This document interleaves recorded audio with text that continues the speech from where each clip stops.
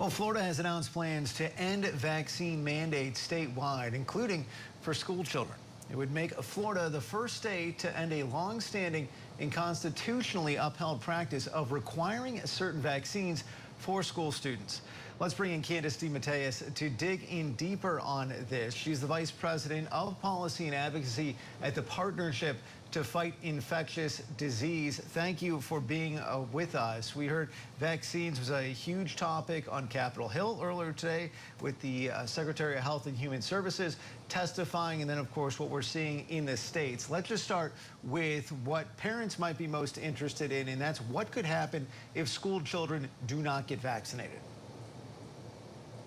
Well, I think the answer to that is obvious. All we have to do is look at history. It tells us what the consequences are when children are left vulnerable to infectious diseases. It's 100% predictable, and it's completely avoidable. Vaccines have been a huge success story, and sadly, declines in vaccination rates are the reasons we're seeing the measles outbreak and continued across many states. Higher rates of pertussis and other infectious diseases. So it's a predictable tragedy that we can avoid. We hear this framed, and we did from Secretary Kennedy today, as sort of individual parent choice, that you are given the power to make the health choices for you and your family that you want to make, not that the government is sort of mandating you to make. So if you are a family that does want to get your child vaccinated, does that totally protect you? I mean, if you're getting your kid vaccinated, shouldn't that be enough? Or are there broader implications if the parents next door to you decide not to get their child vaccinated as well? Well, it's important that vaccination certainly protects you, but it also protects people around you who can't get vaccinated. For example, children under the age of 1 are not protected against measles, mumps, or rubella because that vaccine does not start until after their first birthday. So you may have a 5-year-old attending school who's protected and a 6-month-old at home who isn't. And so that's why, vaccination not only protects the individual vaccinated, but it creates a wall of protection around those who are not and cannot for different reasons. What are some of the key vaccines that are critical in terms of your group's work for children specifically to beginning right now? Well, there are a number of vaccines that are recommended by the American Academy of Pediatrics that protect children. They have a long safety record and are very effective. Measles, mumps, and rubella, or MMR, is one. Protection against polio, obviously. DTaP is diphtheria, pertussis, and tetanus. That's another one that is widely recommended and used. And these recommendations typically have come from the federal government. Many people are creating, have doubts about the recommendations that may be coming and are looking more to physician groups and specialty groups. And ultimately, if you're a parent, all of us want the best for our children. Talk to your pediatrician and find out what they think. They know the science, they know the medicine, and they know your children. So those are really the best resources for parents who have questions.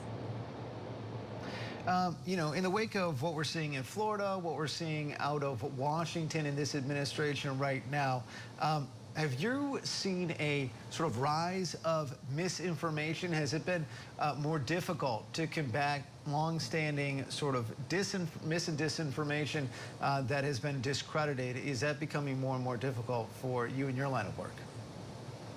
It absolutely is. I mean, you really can't almost avoid it. There's so much noise out there, and it's there's studies that show that disinformation gets shared more readily than the factual information and the science-based information. So it's perpetuated, especially in social media circles. So there's so much of it out there. It's no wonder that people have questions and people are confused, and that's why it's so important to lean in on those trusted sources for information, your personal physician, pharmacist, particularly if you have questions about adult vaccines.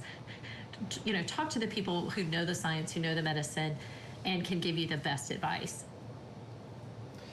Let's say this sort of statewide trend continues where you have states like Florida doing one thing, the western states, California, Washington, Oregon, doing their own thing in terms of a vaccine alliance, I think is what they have called it. How much does that complicate children's health if you have this sort of patchwork of public health vaccine recommendations that varies state by state? It really undermines our overall public health strategy across the United States if we have states doing very different things, and the viruses and the pathogens that these vaccines protect against don't care. They'll cross the state border in a heartbeat. All that they're looking for is a vulnerable host to infect, and sadly that is what we're setting our children up to when we undermine access to vaccines, spreading this and disinformation, and then reducing access. Also, polling shows that most people support childhood vaccine mandates. So it's an interesting juxtaposition, sadly being politicized, but the public, at least according to the pollings, don't support it. Candace Matteis with the Partnership to Fight Infectious Disease. Thank you for your perspective. Thank you.